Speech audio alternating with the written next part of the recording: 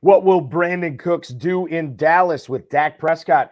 Did Devin Singletary just destroy the fantasy value for Dameon Pierce? And what will Mike Gesicki do in New England now that he is free of Mike McDaniel's offense in Miami? Plus, a winner of 13 FFPC leagues and a career $500,000 high-stakes fantasy football winner. Chris Eibl is going to join us for some conversations on some rookie running backs, Jalen Hyatt, and much more. We've got a great show for you. Dave Terpoli is here. I'm Eric Balkman. Stick around. Your high-stakes fantasy football hour starts now. The pressure, I've seen greater men than these or lesser. Broadcast live and heard around the world, you are now watching the most entertaining hour of radio on the planet. Welcome to the High Stakes Fantasy Football Hour presented by MyFFPC.com with your hosts Eric Balkman and Farrell Elliott. The High Stakes Fantasy Football Hour is your home for analysis from the best players in the world. And now, because no one else was available, here are Eric Balkman and Farrell Elliott. Solace in the scripture, are we not all our father's sons? I became a man, nobody ever told me what a man was. Thank you, Rob. Greetings and salutations to all the Balkaholics tuning in tonight. Welcome to the latest episode of the High Stakes Fantasy Football Hour presented by MyFFPC.com. I'm your slightly above average host, Eric Balkman. My co-host is the definitive commissioner, Farrell Elliott. However, he will not be sitting in the co-host chair tonight. Get well soon, Farrell. We will see you next week. Welcoming him in. You know him from all the great weekly preview videos he does for the FFPC. You know him from his Pros versus Joes analysis here on the FFPC YouTube channel. And of course, you know him from Twitter at Dave Terp. It is the incomparable Dave Terpoli. Dave, welcome in tonight, man. How we doing? We're doing good. I guess a better question for me, for you, is how are you doing with this Reese Hoskins torn ACL news? Not good, man. It's a very sad day. I mean, his contract year. I mean, just a terrible freak injury. I mean, really hard to replace a leader on the team. They'll be fine. They'll replace him somehow, but big loss to a team that has, World Series or bust aspirations. We have great podcast or bus aspirations tonight, and I think we got the good ingredients here. We got you, Dave, chiming in for the full hour tonight, and we're going to dish on Ezekiel Elliott potentially going to Philadelphia. More on that. I know Terp has some strong feelings. We'll get to that later on in the program. We're going to talk about the rookies we're excited to draft in 2023, not just for redraft, but for dynasty as well. And then a winner of 13 FFPC leagues and a guy who has cashed more than $500,000 in his high-stakes fantasy football career. Chris Eibl is going to join us. He's going to discuss Corey Davis and the Jets receivers. We're going to talk about rookie tight ends with him, Khalil Herbert in Chicago this year, and much more. If you don't want to connect with us on Twitter, please do so. We are at HSFF Hour on Twitter. I am at Eric Balkman. Terp is at Dave Terp on Twitter. That's DAVETERP. Check out Farrell's Kentucky Fantasy Football State Championship at KFFSC.com and email us. We're going to get to your emails coming up later on in the show. highstakesfantasyfootball@gmail.com is where to reach us. If you have any questions for us or for Chris, get them in now. We'll try to get to all of them. Not only that, but the chat room questions, the tweets coming up in fantasy feedback later on in the show. Thanks to our audio engineer and my best friend Bryce, our producer and mutual friend Rob as well tonight, ladies and gentlemen. Housekeeping stuff to get out of the way.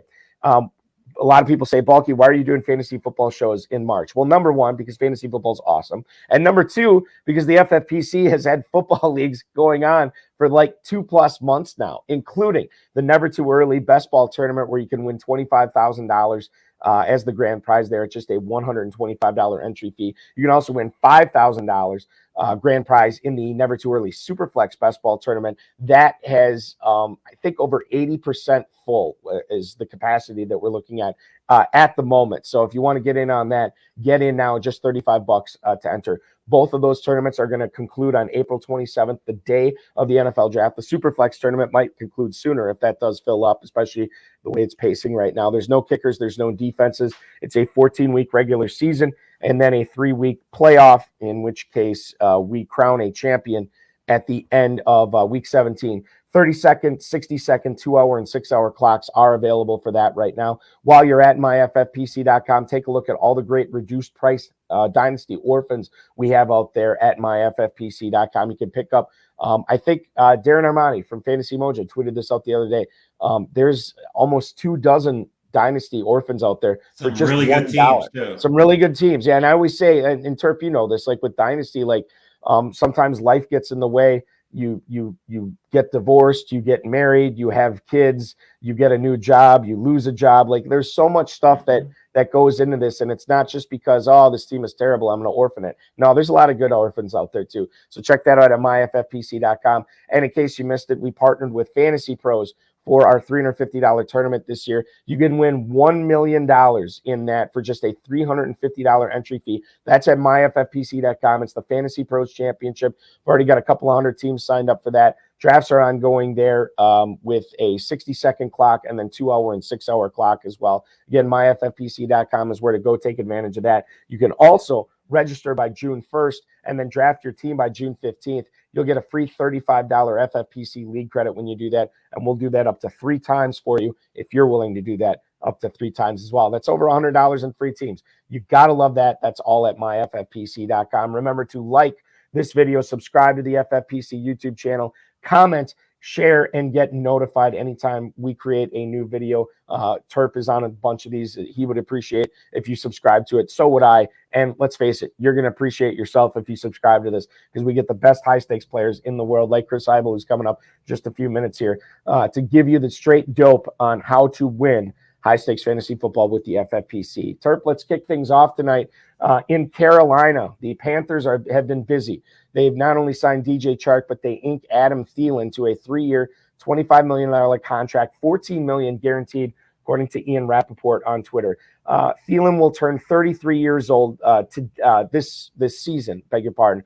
But where he was not the number one wideout in Minnesota, he should have that moniker in Carolina. Scored 30 touchdowns in his last 3 years in Minnesota. And I got to believe that he's being a little bit undervalued right now, even with the presence of Terrace Marshall, even with the presence of DJ Chark. I'll let you weigh in on this, Terp. But as I look at the Fantasy Pros Championship ADP on Adam Thielen right now, 1309 is where he's going, wide receiver 67. The highest he's gone has been the 1002. Man, I love that value for Thielen. Like right now, he's not going to be the type of guy that is going to win the league, but he could catch 90 passes in that offense this year, and sign me up for that in a double-digit round. I agree. I mean, I think he's, in a spot where obviously they paid him, so he's going to get plenty of targets. They're going to have a rookie quarterback, obviously, after the trade. DJ Chark, is a talented receiver they just got, but, I mean, he has his questions. Really nothing else. Marshall's hype. But we all know that never works out. He's been hyped for 2 years, and he's really never. Is this the end? Is this the end of Terrace Marshall having value there now that they've signed Chark and now that they've signed? I still think he's definitely worth a shot.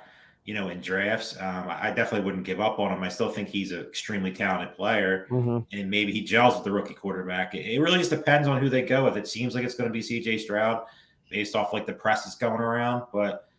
I mean, Adam Thielen in the 13th round. I mean, like you said, he's not going to win you a league, but he certainly is not going to lose you a league at that value. Yeah.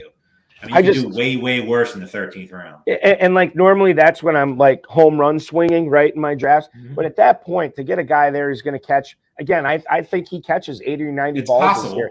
And that's the type of guy in a managed league like the Fantasy Pros Championship. You can stick him in the bye week, or you could stick him in as your second flex most weeks, and he's going to put up double-digit points for him. So you don't necessarily have to get a home run pick there. Sometimes a double will do. And until his ADP goes up from the 13th round, yeah, I'm pounding Thielen there for sure.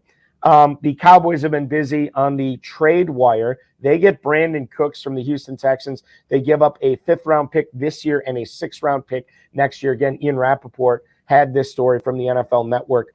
3 seasons Brandon Cooks has been in Houston. 2 of those were 1,000-yard seasons.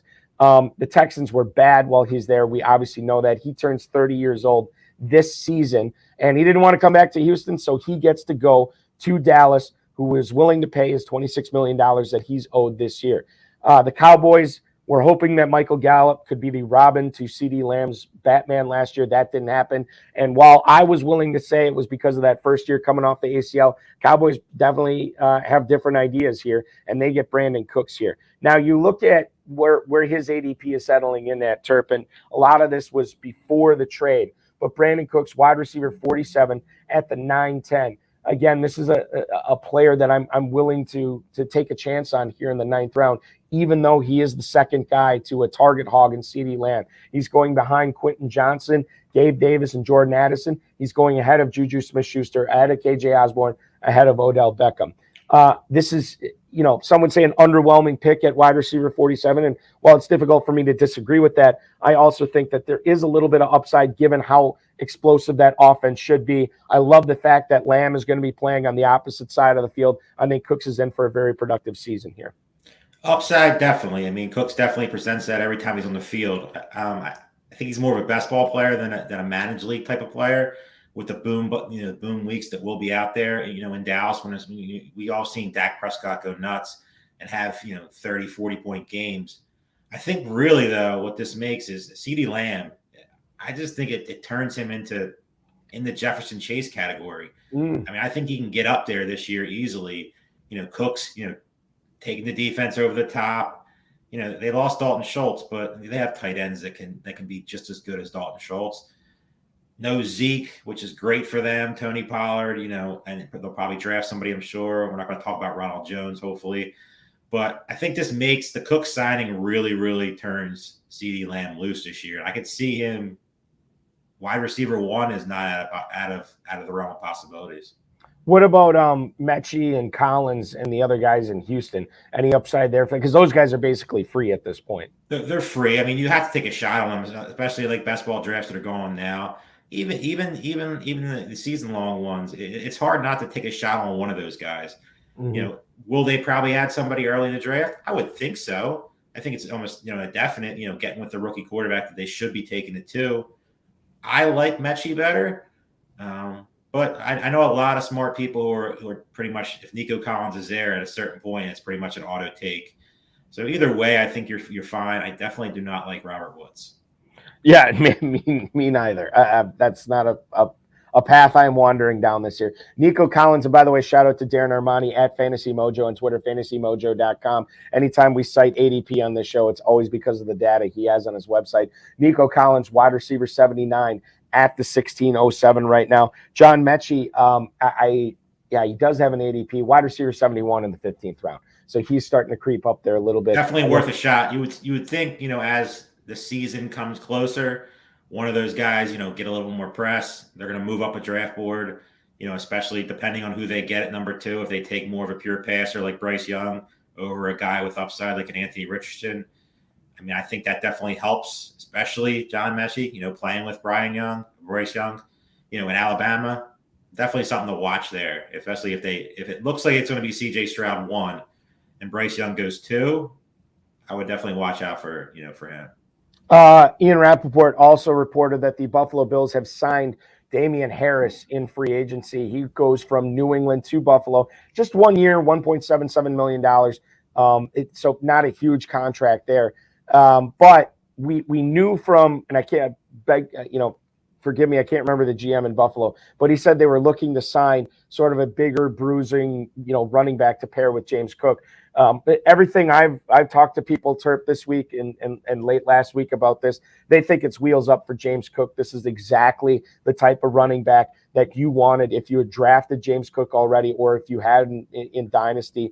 No Devin Singletary anymore. And you would think that Damian Harris would probably be the starter here, but I think James Cook is going to get plenty of run here. And, goal line is probably a little bit overrated because of Josh Allen's presence there. I think this is, while, yes, it's interesting that Damian Harris moves on from New England to Buffalo. To me, the headline here is this is great news for James Cook. I don't think I could say it any better myself. I mean, it's definitely great news for James Cook. Damian Harris, never really liked him, with the Patriots. He's a good NFL running back. Do I think he's going to, set the world on fire or do anything that's going to take away Josh Allen goal line looks or, the possibility of a James Cook eruption? I don't. I mean, Could he have a game or two that are, serviceable fantasy wise? But to me, he's a pass. Damian Harris right now, running back 46 at the 11:05. That's right behind Kareem Hunt, Deontay Foreman, and Devin Achane. It's ahead of Take Ezekiel. all those guys over him. Yeah, and it's ahead of Ezekiel Elliott. It's ahead of Kendre Miller, ahead of Ty J. Spears. So a couple of rookies in there. Would take both rookies over him too. I would too, just because of the unknown upside there for sure. Wait, yeah, 100%. James Cook, running back 33. He has not slipped too much after this Harris signing. He's at the 8-11 right now. That's behind Rashad Penny, Alvin Kamara, Khalil Herbert. It's ahead of Zach Charbonnet, A.J. Dillon, and Brian Robinson. That's where James Cook is. And I think that ADP is going to go up a little bit. Again, he's still going to dodge some NFL draft. He will be popular with all the zero RB builds. Oh, yeah. James Cook is going to be running back 1, running back 2 on a lot of teams that just punt the position early. Will it work out? It's definitely dangerous because, you still have – plenty of, mouths to feed in Buffalo, especially if they add somebody else. Like there's rumors of DeAndre Hopkins possibly. Mm-hmm. And I would say too, it's never over till it's over, right? They still got to get through the draft. The NFL still got to get through the draft. There's plenty of good running backs in the draft that just might steal a couple carries here and there. And James Cook hasn't shown anything great yet. It's not like he's had that game where you're just like, wow. Yeah, it's a good point. Speaking of Buffalo, Devin Singletary is taking his talents to Houston. 1 year, $3.75 million, again, according to Ian Rappaport. Singletary goes to Houston. This is interesting here because of the Dameon Pierce angle. There were probably a lot of Dameon Pierce owners in Dynasty, some people that may have drafted him early that were hoping that Houston was not going to soak the better part of $4 million into another running back. I think this is a committee here, and I think you really got to curtail your love, not you, Turp, but people, fantasy owners have to curtail their love for Dameon Pierce right now because it's totally different now with Devin Singletary there. Dameon Pierce, running back 19 at the 507. To me, that's too high. Give me Devin Singletary, who's going much later than that. These backfield committees, oftentimes I take the guy that's much more valuable. And cheaper, exactly. Devin Singletary, running back 56 at the 1309. I'll take that over Dameon Pierce in the 5th round all day, sir. Again, we're agreeing. New coaching staff. I mean, they don't owe anything to Dameon Pierce. Mm-hmm. D'Amico Ryans is, in my opinion, one of the best hires that was on this cycle. I mean, Devin Singletary, they paid him a good amount of money. He's going to get carries. He's going to get work. He's probably going to get a lot of passing down, and they're not going to be a good team. So, I mean, I like Singletary just like I like him more than Pierce. There's no way I'm taking Pierce that high.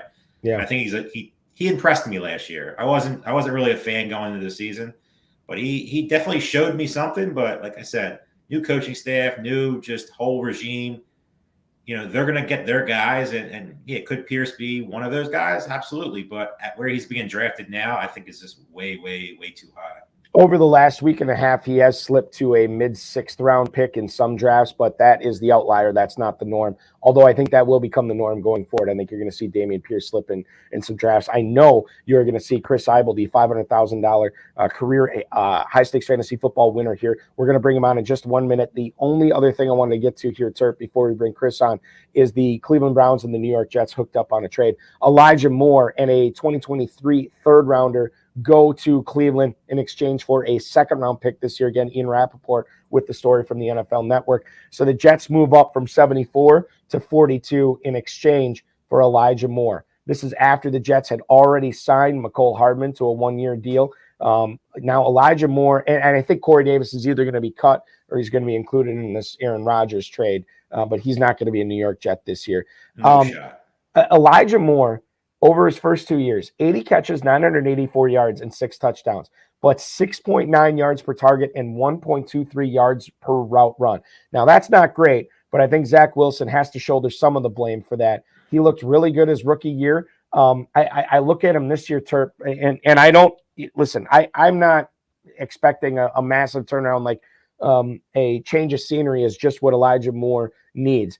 I think he's better this year. I think it will help him, but, I mean, he's wide receiver 55 in the 11th round. I think he's kind of a dart throw. I think that it's Deshaun Watson and Amari Cooper there, and then it's everybody else. Although I like Njoku there in Cleveland as well. So Elijah Moore probably is the number 3 target on that offense. I don't know. I mean, maybe it could work, but, you got guys like Jalen Hyatt, Rondale Moore, Sky Moore going behind him. I think all those guys, you could argue that all three of those guys have higher upside even this year than Elijah Moore does in Cleveland. I said this in the last time I was on. The biggest question going into this offseason for me is the Cleveland Browns situation. Are we going to get a good Deshaun Watson, or are we going to get what we saw last year? Because what we saw last year is a disaster. Elijah Moore is a talented kid. Is he? You got to worry about him from the neck up. Is he? What you saw the last year in with the Jets? Obviously it was a disaster at the quarterback position with Zach Wilson and all the other direct that they had pretty much thrown out there every week. But I think it's a good spot for him. I definitely agree with what you're saying about a dart throw. I definitely think he has a lot of potential this year if Watson gets right. I mean, you've seen Watson, in Houston with, Hopkins and, all the other guys they had, him throwing the ball to. And he is a talented guy. As of now, I'm on the Cleveland bandwagon. I think that's a huge question because Deshaun Watson, you could say he's an elite quarterback in the league. He didn't play like one last year. Maybe it was just like everything surrounding, all the drama and everything that he put himself into. And, an off season under the coaching staff, he'll improve. But definitely think Elijah Moore is definitely one to watch and definitely one that I'm intrigued with. I'm intrigued. I'm interested. I don't know how many teams he's going to end up being on for me. He's another best ball guy. He's another guy that I think is a better pick there. I mean, I don't think he's ever going to move enough to where he's never going to get enough hype. He's never getting above anywhere close to Amari Cooper. He's not, up in that level. But if Deshaun Watson looked really good in preseason or, there's a lot of positive press around him, he could move up a little bit, but he's definitely worth, if you're going with the stack look that, I like to recommend. I don't think it's a bad stack to have with one of those, 3 pass catchers with Watson. Yeah, it's definitely a cheap stack. I mean, you could get that pretty easily. There's a lot of cheap stacks this year. There's a ton of them. There is for sure. And I think you brought this up too, regarding Elijah Moore. Not only does he have to get right this year, but Deshaun Watson has to get right. So now it's one of my biggest question marks going into this fantasy football season this year because there's so much goodness there. Nick Chubb by himself right now. Mm-hmm. I mean, he's always had Kareem Hunt like hanging around. Dearness Johnson that was a little hype surrounding him. Nick Chubb by himself. I mean, I know he doesn't catch the ball a ton, but I mean, I could see him having a Josh Jacobs type of year this year. Sure. I don't think it's out of the, if Watson's right with the coaching staff who likes to run the ball and now weapons on the outside that can, give him more room, quality tight end. Donovan Peoples-Jones is a solid number 3 receiver. Maybe if they draft somebody, another speed guy, I mean, it all comes down to Deshaun Watson. Yeah, for sure. And if he gets right, it's wheels up for a lot of Browns, if not all Browns, in that offense. I want to bring in tonight's guest, ladies and gentlemen, right now. He's been playing high-stakes fantasy football for almost a decade and a half. He joined the FFPC back in 2020. Since then, he's won multiple FFPC main event leagues, and he finished in first place in 11 out of his 26 total $250 best ball entries, which is an insane rate. His high-stakes accomplishments also include winning more than $500,000 in his high-stakes career. You follow him on Twitter at Chris Eibl. That's ChrisEibl. Please welcome in to the High-Stakes Fantasy Football Hour, the incomparable Chris Eibl. Chris, welcome in tonight. Thanks for doing the show, man. Thanks so much for having me on a Friday night. How you both doing? And we're doing excellent. I'm glad we could tear you away from your drafts long enough to hang out and not only give me and Terp some tips, but all the viewers watching this too. We really appreciate it for you joining us tonight. When you are not winning all these leagues, Chris, what are you doing for a living? I think you're in Illinois, right? What are you doing for a living down there? That's right. I work at a Big Four accounting firm downtown Chicago, so spend most of my day working with numbers, and then in my free time, I get to play fantasy football and work with more numbers, I guess. Also working with numbers, yeah. So you join a long list of successful fantasy football accountants we've had on this show, for sure. So congratulations on all your success so far. And without further ado, Terp wants to talk to you about this year's rookie running backs. Who is your favorite rookie running back not named Robinson? I think at ADP, I've been going with A-Chain a lot. Just he seems to have popular. He seems to have the biggest discrepancy between where he's going, and I'm seeing him go in NFL mocks versus still being pushed a little lower. And I'm sure it's because of the size, but I think NFL teams are going to really, really like that explosive big play ability. And I think he can, especially in best ball leagues, he can put up some big weeks, even if he doesn't get a full workload. Chris, we should say this. So not only is Colts fan Wayne Ellis hanging out watching the show tonight, he says he's drafting with you in 2 leagues. And then Jeff Odell wants to let you know that you're on the clock in draft number 2. It's going to have to wait. It's going to okay. How many drafts do you have going on right now? Just a couple. Okay, fair enough. So when we talk about, as long as we're talking about rookies here, one of the more intriguing guys to me is Jordan Addison, a guy who absolutely crushed it with Pittsburgh. He transfers to USC, gets to play a season with Caleb Williams, who wins the Heisman Trophy there. And I wouldn't say Addison had like this otherworldly year, but it was a solid year in 2022. Where would you rank him among the rookie receivers this year, Chris? Does he get up to number 2 for you? Is he a little bit lower? Where do you have him ranked? I think the fantasy community has it right on this one. He's right now very clearly number 3, going after Johnston and JSN. And that's kind of where he's trending in Vegas odds in terms of where they're supposed to get drafted. And, he's kind of lacks sort of those physical qualities that JSN and Johnston gave you at the combine. So I think he makes sense there because he's had a better production profile than some of the guys going after him. But I'm pretty in line with the fantasy community on that one. So when you look at a guy like Addison, you're obviously putting what he's done on tape above his measurables. I think he had a relative athletic score. I don't think he cracked 7 on that, which is, not great. He's not the tallest guy. He's not the biggest guy in the world, but he is a great football player. He put it out on the field. Is that normally, when you're looking at rookies, do you normally put the performance on the field in the driver's seat over the measurables and everything like that? Yeah, with rookie wide receivers in particular, the ability to separate on tape is really what jumps out to me is way more important than measurables or anything else. And you have guys like Flowers who didn't necessarily have the production, but you can't really tell if it's his fault or not, but you see him separate on tape. And so those are really the types of things I'm looking for when I'm looking at rookie receivers. I find it more hit or miss in terms of whether those outstanding physical attributes translate. Mm-hmm.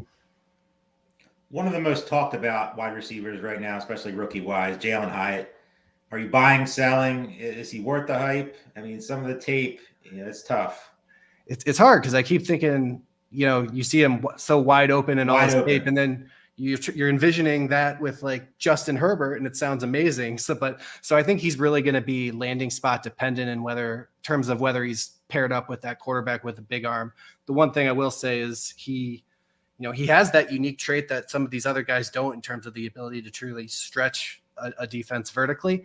And so I think one of those teams is, whether it's the Chargers or I would have said the Cowboys before they traded for Cooks, a team like that's gonna want him in the first couple rounds. And so it's just making sure that matches right. Jalen Hyatt right now in the never too early best ball ADP, wide receiver 51 at the 1104, again, right behind Smith-Schuster, Jacoby Myers, and Darnell Mooney. He's going ahead of Zay Flowers, Elijah Moore, and KJ Osborne. And I think, and Chris, you've drafted a bunch of never too early teams. Have you seen Hyatt go up the draft board? Because I feel like the stuff we're reading in the media, everybody's loving him, some Jalen Hyatt right now. And I think that's caused his ADP to go up. Has it gotten to be the point where, you know what, I'm out on Hyatt because now he's going too high? Or have we not reached that point with him yet? It's gotten a little high for me. I think largely this whole rookie class, you're starting to see those, whether it's Hyatt or, Addison, those guys are kind of going where Olave and Wilson went last year. And I don't know that they're the same quality prospects, but I think there have just been so many years in a row of success with those first year rookie receivers that people are kind of pumping up a little more than they should be. And I'll also say in early drafts, Hyatt was going like 17th, 18th round pretty routinely, especially in those real early best ball drafts. Since his price has increased, I'm now more interested in a guy like Michael Thomas, who now we know he's going to be paired with a decent quarterback, and just more appealing names in that range for me. Well, as long as you bring up Michael Thomas, let's talk about him a little bit, because this is a guy that was, Mr. Everything when he was leading the league in catches. You couldn't make a fair dynasty deal for him because he was just worth so much. And then he has the ankle issues, and then he wasn't rehabbing with the team. Now he's fallen to wide receiver 44. He's in the 9th round right now behind Kadarius Toney, Quentin Johnson, Gabe Davis. But you like Thomas for a bounce back this year with Derek Carr then, right? Yeah, I never like to predict injuries, and you can go back to the Taylor versus CMC debate last year. You can't tell with those things. People can get injured multiple years in a row. It can be a fluke. And the encouraging thing is we didn't really see his play drop off all too much it was only a couple games he was out there, but I'm not going to guess who's going to get hurt. Terp and I were talking about this earlier. So Brandon Cooks stays in the state of Texas, but he moves from Houston to Dallas. And then we were talking about the other receivers now in Houston. It looks like the Texans are probably they're probably going to get Stroud or Young, and it sounds like it's probably going to be Bryce Young. So you look at the receivers that they have in Houston. Terp mentioned this before. They're probably going to draft somebody. But as it stands right now, when you're drafting in the Never Too Early tournament, the Fantasy Pros Championship, you look at guys like Nico Collins, guys like John Mechie. Is there anybody in that Houston wide receiver core that's tripping your trigger right now? Yeah, Collins is a guy who even still frequently falls 17th or 18th round in those. And I'm not necessarily bumping him because of the Cooks trade. I don't think anybody expected Cooks to stay there. And, I think you guys mentioned earlier, it's very likely they'll bring in a 1st-round receiver and we could see his ADP fall even further. That said, there's a lot of opportunity. Robert Woods isn't scaring anyone. The unknown there is Mechie, so I'm taking a few chances on Nico Collins in that range. Hardman and Lazard added to the Jets. Obviously, that means Aaron Rodgers is probably coming to town. What does this mean for Corey Davis? Is he pretty much an afterthought? He has to get traded, right? I think he has almost no guaranteed. I think it's like $600,000 of guaranteed money on his contract. So he's pretty easy for them to cut and save 10, 11 million. If on the strange off chance they do keep him, then they're willingly making the decision to pay Corey Davis 11 million, and we'll be paying Hardman a lot less. So I would fully expect in that scenario Davis to play over Hardman, but I think it's far more likely he gets cut at that price. You would also think Odell Beckham's coming to town soon. Yeah. I mean, it seems like that's what Aaron Rodgers wants, and they're just putting all these things on the table, and then that trade should be completed, I would think, soon. I don't know what the teams are doing. What are they waiting for? It's hard to tell. You did hear, I think Aaron Rodgers, a couple weeks ago, talk glowingly about Davis as someone you want to play for. So I found the whole Lazard signing a little strange from that perspective. Corey Davis is basically free. He's a 19th round pick in the Never Too Early tournament. Normally I'd just say, he's like Terp said, he's an afterthought. But this dude was the number 5 overall pick in the draft. He signed a big money deal when he left Tennessee to go to New York. He still can play. And he still can play. And I'm kind of wondering, Chris, like a guy like that, a talent, a pedigree, the guy like that, and then in the 19th round, isn't he just an auto draft? Or should he be an auto draft at that point at the end just because of the upside there? I mean, you're talking to the world's biggest Corey Davis fan. So Colts fan who was just in the chat would testify that it's a running joke between us that I'm always auto drafting Corey Davis in those late rounds. But I think he's an automatic starting receiver somewhere. And I think the thing that gets overlooked in best ball drafts is people are looking for upside, which is I think is more important in a redraft. In best ball, the ability to just fill out your lineup each week goes so underrated come the bye weeks. And with Davis, I feel like I'm drafting a guy who I don't know if it's going to be the Jets, but I feel pretty good is going to be a starting wide receiver somewhere. So let me throw this at you, Chris. You're in Chicago, right? Or the Chicago area, obviously. That's right. Are you a Bears fan? Second to my second to my fantasy teams. Yes. Okay. So you're in the midst of this right now. Now it's my understanding that the Bears have to spend some more money to get up to the cap floor, right? And I know that they've spent a lot of money, but apparently it's not been enough. You want to surround Justin Fields with as many weapons as possible. I can't imagine that Corey Davis is going to fetch a ton of cash, but maybe the Bears bring him in, and then you can go 4 wide with Moore, Claypool, Darnell Mooney, and Corey Davis. Plus, you get Cole Kmet. Man, that'd be a real tough defense or tough offense to defend. It'd be fun for me as a Corey Davis enthusiast, but I just don't see them wanting to run their offense that way, even with the addition of more. Like, I think when AJ Brown came to the Eagles last year, they were talking about this transformation to becoming a pass first team, but I just don't see it with Fields. I think he can be a good quarterback. I just don't. I still think they're going to be a run based team. Let's talk about Chigakonkwo here, a guy out of Tennessee who really came on at the end of last season. And I know he's given people the warm fuzzies in drafts this year. You look at that offense, and it seems broken on the surface outside of Derrick Henry. But, man, with Okonkwo and Burks there, I think you got some pieces that for Tennessee to be able to matriculate the ball down the field, as Hank Stram would say. How likely is it that the second half of what we saw from Okonkwo last year, how likely is it that he parlays that into a full season of production in 2023, Chris? Very likely. I don't think we see any even plausible free agents out there who could take his role. I think the only tight end really left is Irv Smith, and I don't think he's ever shown what Okonkwo showed the second half of last year. So if he can survive the draft, I don't think anyone's expecting them to take a first round. They've got bigger tight end. They got bigger problems in Tennessee, but if so long as he survives that, there's just not a lot of guys commanding targets there, and he's definitely one of those top targets, 10th, 11th round to go after. Yeah, Okonkwo has moved up a little bit in the never too early tournament. He's creeping into the late 9th round. He's still behind Dalton Schultz. He's still behind Greg Dulcich. He is ahead of Cole Kmet and Dawson Knox. He's just moved ahead of Kmet recently. And I look at Okonkwo there at tight end 13. This is the perfect guy. And Terp, I can't remember if we were talking about this a couple of weeks ago, but if you wait on tight end and everybody else has one, Okonkwo is the perfect guy to draft He'll start moving up, but he's still the perfect guy. But I mean, along with like Dulcich or Schultz, like he's the perfect pairing, right? So you get 100%. Him to go with somebody else. If you're not getting Kelsey, Andrews, Hawk, Goddard, one of those guys, I mean, this is a perfect spot to just fill the rest of your roster out and get a player that has, plenty of upside. And Chris, tight end 13 makes some sense for Okonkwo right now. Yeah, absolutely. Definitely a guy I want to target there if I missed out on the top tight ends. The rookie tight ends are obviously stacked this year. It seems like there's a lot of talent in the draft. Who was your favorite, and also who was your guy that you're just not really worth the hype? Yeah, favorite would definitely be Dalton Kincaid right now. I think he's of all the guys coming out, he's really the pass first option. And normally, sometimes with those guys, you get nervous that they need to learn the position or need to be trusted to do inline blocking. I think he's going to get first round draft capital. And so I think teams are going to find a way to get him on the field. And so he's definitely the guy I'm looking at the most.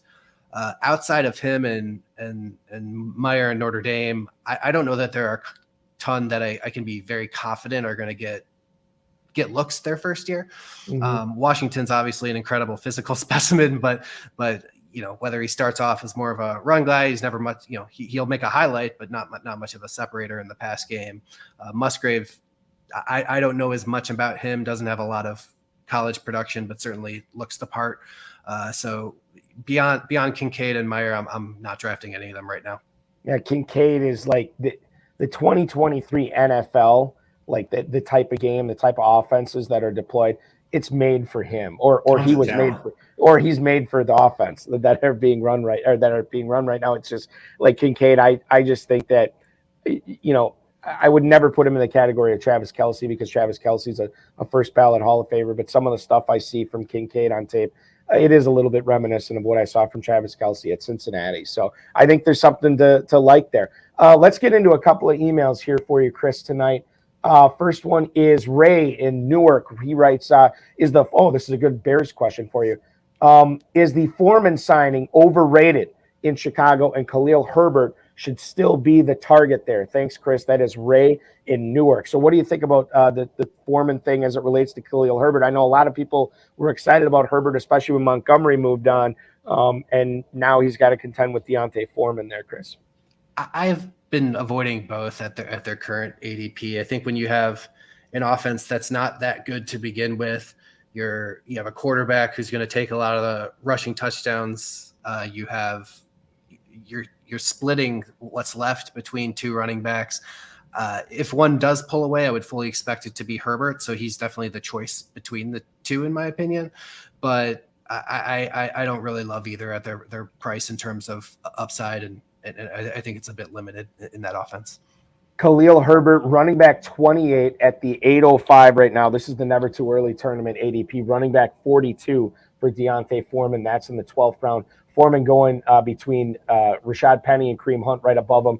Jalen Warren and Roshan Johnson are going right behind him. And the Herbert ADP right behind Rashad White and James Cook, right ahead of David Montgomery and Miles Sanders there. One more email here, and then Terp has a final question for you, Chris. How does DJ Moore's value change from Carolina to Chicago? That's Joe in Columbus, Georgia, writing that. Now, before you say anything, I think it was Pat Kerrane who told me this. Pat Kerrane from NBC Sports Roto World. He was on the High Stakes Fantasy Football Show on the Better Sports Network a couple of weeks ago, and I think he was the one who said that he is the biggest sell in Dynasty right now. When Moore left Carolina to come to Chicago, I don't necessarily see it the exact same way as him. But Chris, I don't know how many shares of DJ Moore you've drafted since his trade to Chicago. What kind of a season is he in store for? Zero. I view it as kind of a lateral move going from Carolina to Chicago. I think there's a little bit to be excited about in the offense, but so much of that is going to be through Justin Fields' legs. So I don't really view this as particularly helpful. Fields hasn't really shown that he's going to consistently stay in a wide receiver's statistics, and while he hasn't had one like DJ Moore, I mean, you saw a guy like Claypool fall off the cliff with him. So definitely someone I'll actually be avoiding. I don't think Fields is the guy to sustain that production. And the great thing about if you have him in Dynasty is I am seeing opinions all over the board. So there are people who are, his ADP has gone up since this move, and so there are people who think this is a great thing. I just don't see it that way, and so I would agree with the take to sell if you're seeing someone excited about the move. DJ Moore going behind Deebo Samuel and Amari Cooper, right ahead of DeAndre Hopkins and Michael Pittman. Okay, so we know you don't like Moore. We know you're avoiding Herbert. We know you're avoiding Deontay Foreman as well. Chris Eibl, who do you like on the Bears this season? Who have you been drafting from Chicago? Is it Fields, Kmet? Is there anybody there that you like? No. They truly are a very distant second to your fantasy teams this year, are the Bears. It has to be Fields or pretty much nothing. That is how I feel. I do think Fields does.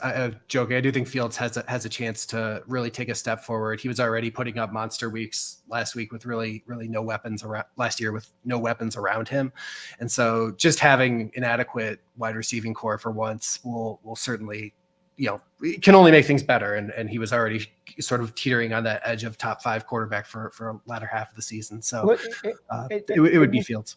And you say that, Chris, but like at the same time, like everybody else realizes that too. Justin Fields now is quarterback 4 out of control at the 402 in the Never Too Early tournament. So as much as we say we like that, man, I that's too rich for my blood in a single quarterback league. I can't pay that price. Are you willing to pay that price right now? No, I do like Fields a lot, but the price is too rich, which is why I just haven't ended up with really can't think of any Bears on my roster. Right, and it's probably not the worst idea in the world at this point. We'll see how it turns out for them. The Bears are going to be a fun team to watch. NFC North is going to be fun to watch this year too, especially, we assume Jordan Love is going to be the quarterback for Green Bay, so that's going to be a different look for that team. Detroit is obviously on the come up this year. In fact, I think they're the favorites to win the division. Favorites. Yeah. We just talked about the Bears and the weapons that they're assembling. Ryan Poles is assembling for Justin Fields there. And then don't forget about the Vikings, who might be the most compelling team to watch because they won all those one-score games last year. I got to believe there's some regression in the mean, or maybe there's not. I think the NFC North it's definitely not the best division in football, but it might be one of the most fun to watch this year. Speaking of most fun, Terp has our most fun question here for you, Chris. The player you're fading and the player you love right now in drafts. Well, since I can't say DJ Moore, I'll go with non-Bears. Amon-Ra St. Brown. Okay. I don't think just seeing him consistently go ahead of guys like, Kenneth Walker, who I think could in theory produce like a top 5-10 type season. I just think the upside is too limited playing in Detroit, where it's not really a pass first offense, and can't say enough good things about St. Brown as a player. But you're talking about an offense that really doesn't want to pass that much. A lot of people are sort of banking on Jamison Williams to command a certain target share. You didn't really have that other guy for much of last year after Hawkinson went away. And so he's some guy I just haven't ended up with any shares of early since he's going in that first, second round turn. A Colts fan definitely disagrees with you on the Amon-Ra St. Brown take. And then guys I'm going after post free agency. I still don't think, I think the running backs that signed for bigger contracts haven't gone up enough, in my opinion. Still seeing David Montgomery fall late 6th round in drafts, still seeing Miles Sanders occasionally creep into the 8th round. And I think both those teams both have great offensive lines. They've, nobody was thinking of Deontay Foreman or Chuba Hubbard as viable players before last year. So I think Carolina's offensive line is a bit underrated. And those teams made big commitments. Obviously, everyone's expecting Montgomery to take the Jamal Williams role, but people forgetting he can catch passes pretty well too. So, I think those running backs should move up even more. I wonder if we just kind of like subconsciously penalize these running backs because we see them start their careers off with one team, and then that team that sees them every day in practice, they let them go to free agency, and then they sign with another team, and we just assume, well, wash our hands of that guy. We're onto because it's such a young man's position, and then once we see him move on, it's such an easy thing for us to just write him off.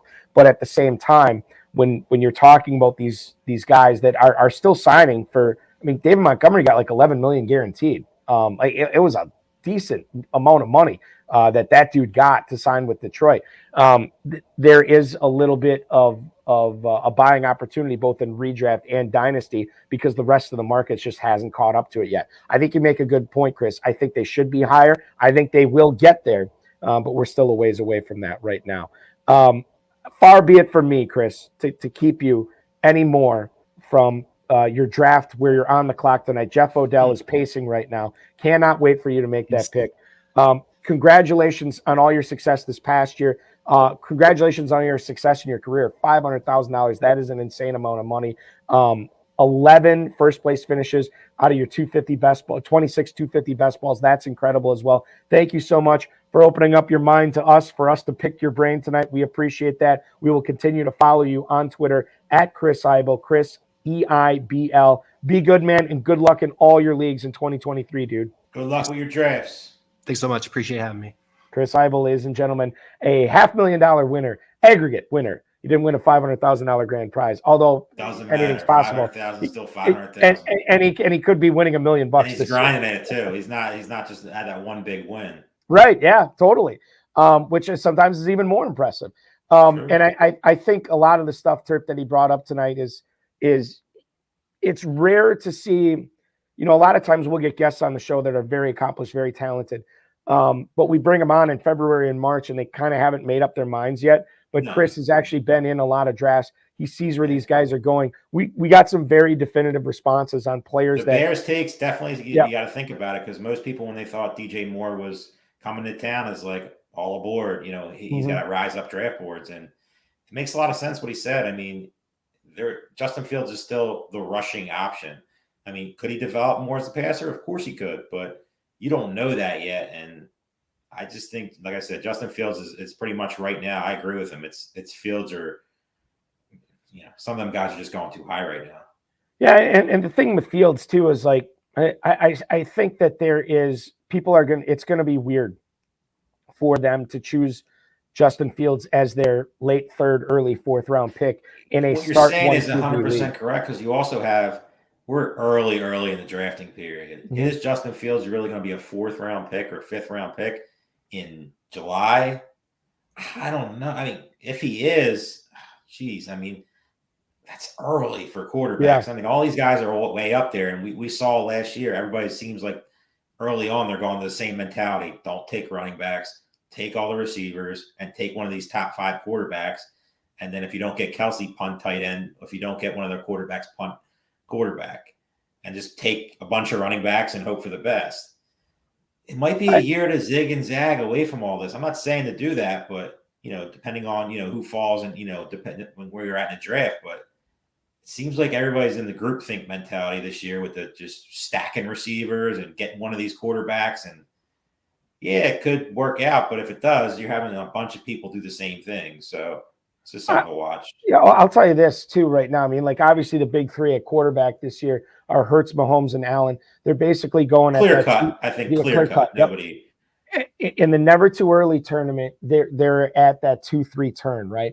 In the Fantasy Pros Championship right now, they're kind of going in the early 3rd round, mid 3rd round is where Patrick Mahomes Which is crazy. If you told me the last 5 years, we'll just use 5 years, quarterbacks going in the top 3 rounds, you'd be like, you're crazy. Why would you do that? But you saw last year with those 3, just the upside that they possess. Yeah. Especially, Hurts and Allen with their legs.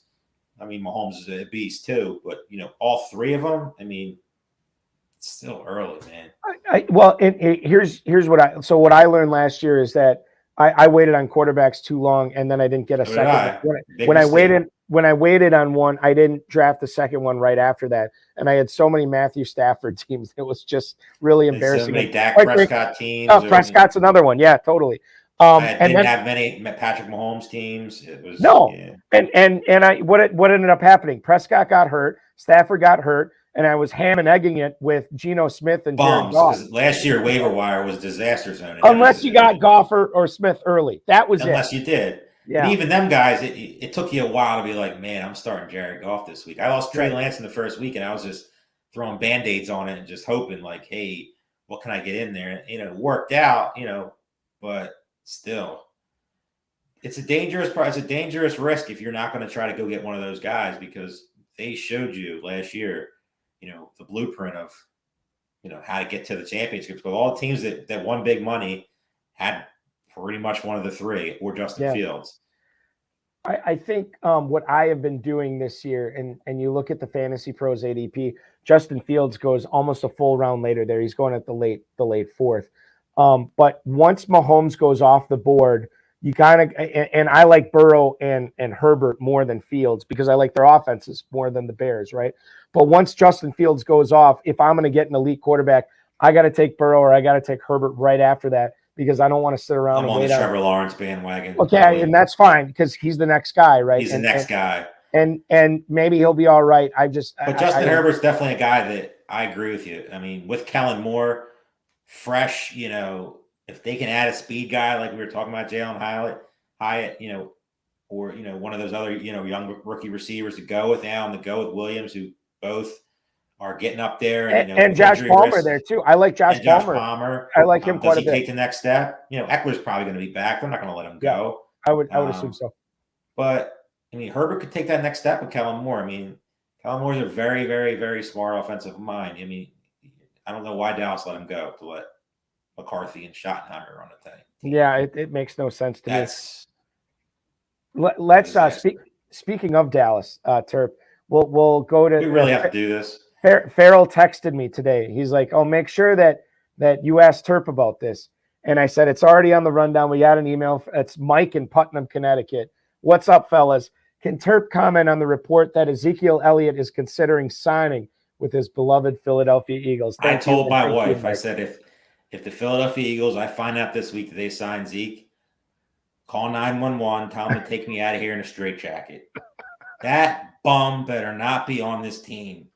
Like, just no. There's no Rashad Penny. Love the signing. Big fan of it. Talented kid, just can't stay healthy. Gainwell, Boston Scott. Well, anybody don't want Elliott. No. So Terp, this is what's interesting too, is not only is Elliott potentially thinking about signing in Philly, they met with Bijan Robinson this past week as well. And so it's not going to happen. I love the hype. Okay. I love the player. Right. It'll be a cool fit and everything. Fantasy wise, I don't know if it'll be great because you still have Jalen Hurts, but I just don't see him taking a running back in the first. They have 2 picks. They have a lot of the Hurts money coming soon. Mm-hmm. They're going to need to get as many draft picks as possible. I think there's rumors they might have 12 picks next year. I could see him trading down. I don't see – it's a Howie Roseman thing. Offensive line, defensive line. Offensive line, defensive line. Could there be a running back added late? Yeah, but I just don't think it's going to be Robinson at 10, and he's not making it to 30. So right. There would have to be some wheeling and dealing there. There would have to be, and he's one of the best at it. But yes, I saw that, and everybody's, it's popular on Twitter, and everybody's saying, "Oh yeah, we're on the Robinson train to Philly." Talented kid, one of the best running back prospects to come out in a really, really long time, in my opinion. But I don't see it. Not on this team. Elliott's old employer is in Dallas, and we have a question about the Cowboys from Frank in Riverside, California. Hey guys, is Tony Pollard's week 1 and season-long value cemented now that the Cowboys cut Elliott and only signed Ronald Jones? Thanks so much. That's Frank in Riverside, California. Terp, I don't know. I think you still got to make it through the draft, but Ronald Jones signing in Dallas was a huge endorsement for what the Cowboys believe they have in Tony Pollard. Wheels up. I mean, I've said on the show, I've said it on any show I've been on, I can easily see, and by the time we get to August, Tony Pollard will be a first-round pick. Mm-hmm. Maybe not, right, at the, he might be like early second, but if they don't add anybody in the draft, there's no Kareem Hunt ad, or there's no Robinson, Jerry Jones gets infatuated with the rookie. What's there not to like? Tony Pollard versus Christian McCaffrey. Is there, with Elijah Mitchell and all the, right, the way Shanahan likes to, get the ball to other guys. Tony Pollard just has everything out there, and he's going to skyrocket up draft boards. One benefit of drafting early is you get a shot at third round Tony Pollard right now. 301 in the fantasy. You ain't getting that shot. You ain't getting that shot come June, July, August. The smart guy, there's plenty of smart guys I know that will push him high, and he deserves to be high. And I could see him, especially if Robinson, who's a first-round pick right now, second-round pick early, getting pushed. If he gets a bad spot, a bad landing spot, Pollard's going to go right past him. I could see Pollard getting past Barkley. I mean, he won't get past Eckler and McCaffrey, but I'm not saying it's crazy. And he might should. Like, at the end of the first round, you could do a lot worse. Yeah. Totally. I'm totally with you. No Ronald Jones. Not worried about Ronald Jones at all. And that's the point, right? Because if that's who you're essentially replacing Elliott with, to me, that signals like, okay, this is going to be Pollard's team, unless you draft, some rookie on round 2 or 3. Yeah, if they took Gibbs or they got cute and drafted Robinson, which is Jerry Jones, anything's possible. Or if they added like Kareem Hunt, which I'm going to guess they probably wouldn't now after signing Ronald Jones. One of those rookies, maybe. Or what about Roschon Johnson staying in the state? Roschon Johnson, a talented kid who's got stuck behind, Robinson. Mm-hmm. It's all possible, but Tony Pollard I saw he signed it the other day, the franchise tag. Mm-hmm. He's there, he's ready to go. And if he has a big year, they're probably going to pay him just like they paid Zeke. And you've seen this offseason, running backs just aren't getting paid, and they shouldn't get paid. I don't care who they are. Yeah, it's a tough position. It's tough to sink big time money into that when they're going through the equivalent. Look at all the teams that have won Super Bowls. How many times did Derrick Henry? Go down the list of all the guys who got paid. Saquon Barkley, all these guys who are getting big money. Not for me. Adrian Peterson is another one. Christian McCaffrey, obviously. How many Super Bowls have they won? Look at all the Patriots teams. Yeah. The Eagles team. The Chiefs. They're Jerick McKinnon. Isaac Pacheco, the 7th round draft pick. The two teams that met in the Super Bowl this year, they both used committee running backs and have been using committee running backs. Back when the Eagles won, LeGarrette Blount off the streets, Jay Ajayi off the streets, Lloyd Clement, 6th round draft pick. We can keep going down the list. You're not seeing, if you invest in that position, and it's sad because these guys are talented. Austin Eckler's of the world, McCaffrey's of the world, Henry's of the world. We can keep going. Josh Jacobs, after the year he's had, he should have got paid. But teams just aren't doing that. Yeah. And they shouldn't. Jake in Lewisburg, Pennsylvania. What's up, gentlemen? How likely is 2023 going to be a bounce back year for Mike Gesicki now that he's a Patriot? Was always miscast in Mike McDaniel's offense, does not block. You need to block in that McDaniel's offense. And now Gesicki is going to go with Hunter Henry in New England. Your thoughts on those tight ends for the Patriots, Turk? Very sad on this spot. Love the player, hate the spot. Hmm. I mean, are we getting back to the Gronk, Aaron Hernandez days? I don't know. I mean, Maybe like a Jones? poor man's level. But Do I trust Mac? I don't understand how teams don't use this player, Gesicki, on the goal line. He can easily be a 10 touchdown guy with the talent that he has around the goal line. Yeah, does he have issues blocking? And all? Yeah, of course. But you've seen all these pass catchers in the NFL take off. Evan Ingram last year, guys like that. Why can't it be him? And why wasn't there more of a market? Could you imagine him with like Justin Herbert or, in Buffalo with Josh Allen or, even, Derek Carr, like, in the Saints? I keep going down random spots. Geno Smith, he would be great. It doesn't always have to be the top guy, but it's just not a great spot. I mean, I'll have a couple shares of them, but nothing. Am I expecting anything great? No.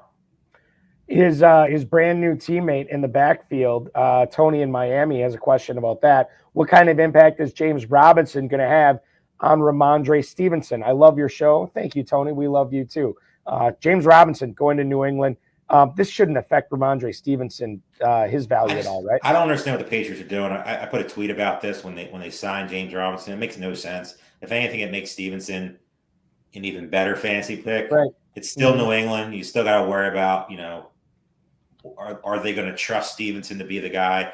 He clearly was that guy last year. He's been, he won people a ton of money, as one of the best draft values last year. He rose a little bit as it came to like August, September, but most people didn't even know who he was. And they're all talking about Damian Harris this, Damian Harris that. Stevenson's a better player. He can do everything. You just got to worry about. I'm confident in Bill O'Brien's office. I think he's going to be good. And I think Ramondre Stevenson is the only player out of everybody they have on their team that I would draft on the Patriots. Oh, interesting.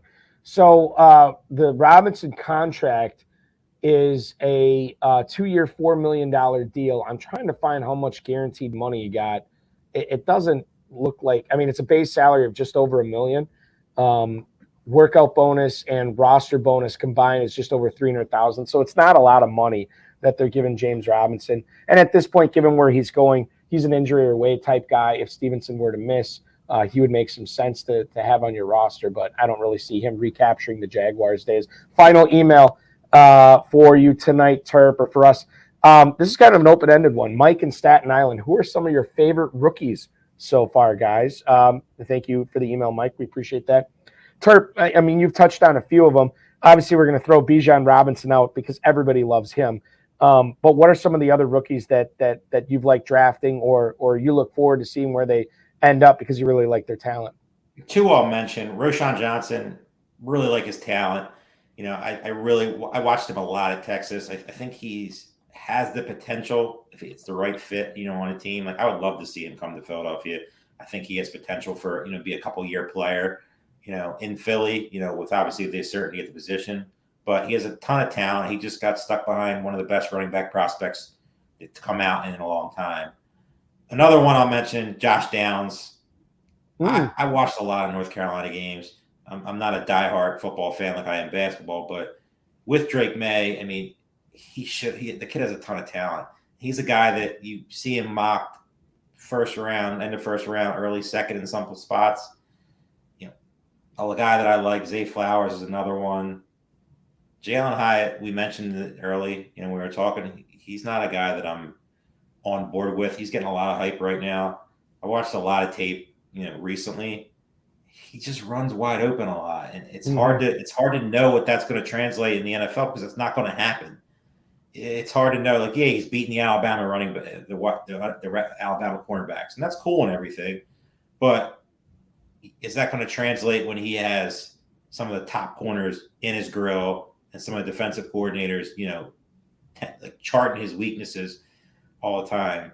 So there are three guys that I really like, and then one that I'm not really the biggest fan of. I'll give you one at each position here, and this is so stupid because he's going to be probably going to be the number one receiver drafted, and it's Jackson Smith and Jigba. Love. And I just cannot emphasize this enough. This guy was not running circles around Chris Olave and Garrett Wilson when they're all on the same team. He was setting Big Ten records while Garrett Wilson. That Rose Bowl game. I mean, it's insane. And I think he's been unfairly penalized because of that soft tissue injury that he dealt with most of 2022. He ran between, what was it, a 4.48 and a 4.52. Yeah, I mean, that's good enough. I saw a stat the other day, the top 10 combine guys for the last how many years. Not one of them are relevant in the NFL right now. That is the most irrelevant thing out there. I'm going to say if the guy goes out there and runs a 4.8, maybe worry. 4.47, worry. Right. And these like, guys are running superstars. I always put the emphasis more on the agility drills at the combine 100%. Rather than the 40. And Smith and Jigba's agilities and his RAS score was out of this world.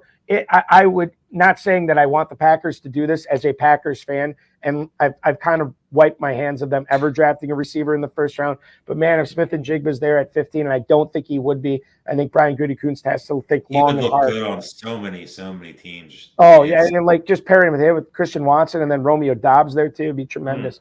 So I love Smith and Jigba for receiver. We talked about Dalton Kincaid. He is my number one tight end in this draft. I'm with you there, I like too. him. I agree.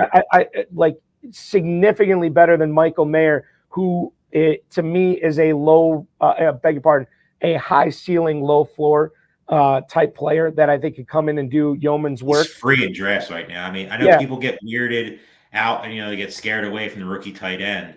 They don't perform as great, but I think if he gets to again, it's all spot dependent. I mean, if he gets stuck in like a New England or something like that, then I mean, you can only expect so much. I mean, unless Mac Jones takes that next step. But him with Jordan Love is another player that would be awesome. Yeah, it'd be fantastic for sure. And I'll tell you, so the other receiver I like is Rashee Rice or Rashee Rice. I never know how to pronounce it, but that's another guy I kind of like. I don't like him anywhere near as much as Jackson Smith and Jigba. And then we get to the running backs. And there's nobody that necessarily stands out to me there. I think, besides Bijan Robinson, obviously. But I think Charbonnet is interesting, but he played 4 years in college, which is usually a red flag for me. I think Chase Brown late offers you I like Sean Tucker a little bit. A little bit. Yeah, Sean Tucker out of Syracuse is okay. Outside of that, I mean, if I had to pick one sleeper, it's a guy we already talked about, and it's sort of the unknown because he was toiling behind Bijan Robinson, and that's Roschon Johnson. I think he put up a relative athletic score of over 8 at the combine. There is he's sort of the item behind door number 2. We just don't know what he is. And I think that makes him compelling, and it's also depressing his draft price as well. So that'd be my running back. I think Israel Abanikanda is I was going to say the kid from Bid. I'm not going to try to say his name. Yeah.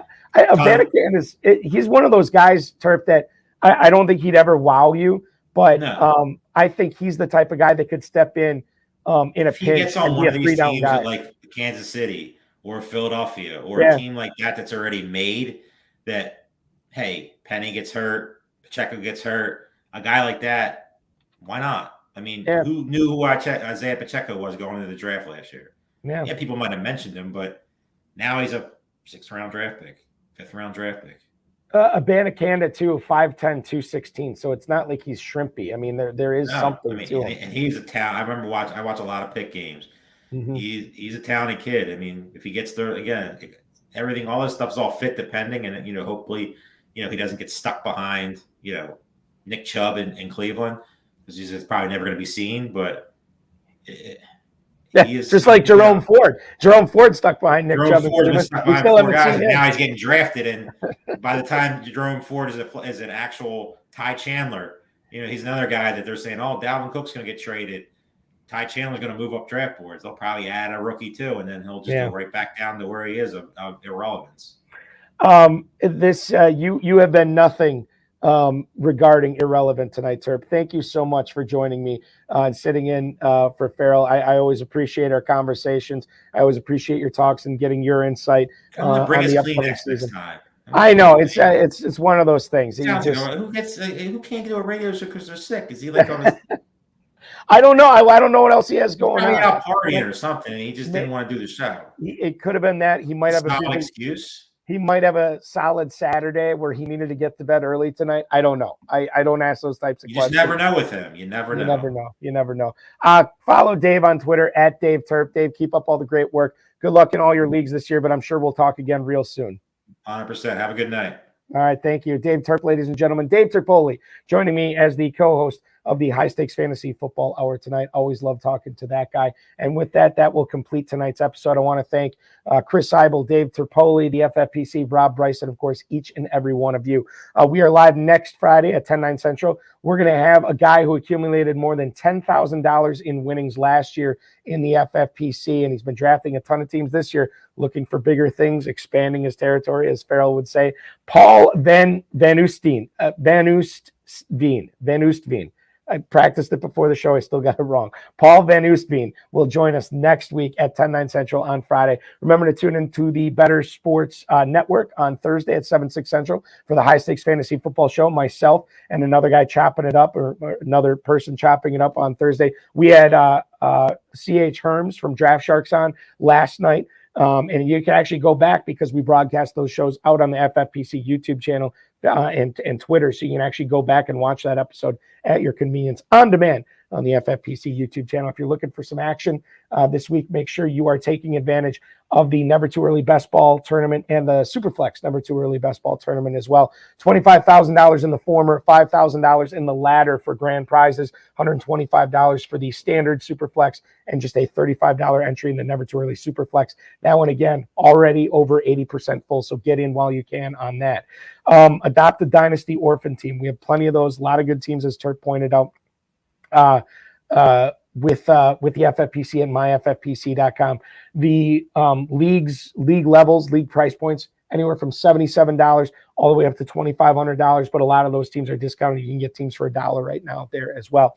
And if you want to hang out this weekend with me, I will be in the draft rooms for the inaugural Fantasy Pros Championship, commissioning those online. Just $350. You can win $1 million in that. And when you register by June 1st and draft your team by June 15th, you're going to get a free $35 FFPC credit in your account. And you can do that up to 3 times. So that's $105 worth of free squads in your account when you register and draft in the Fantasy Pros Championship and myffpc.com. Remember to like this video, subscribe to the channel, comment on the video like so many of you have been doing tonight. We appreciate that. Share the video, share our channel with everybody. And it's through things like that that we're able to bring on awesome high-stakes players to pick their brains and give you their tips and tricks for being successful in the high-stakes fantasy football format with the FFPC. Click that notification bell so you always get notified when we are going live as well. Thank you so much for watching, everybody. I'm Eric Balkman. Your weekend officially starts now.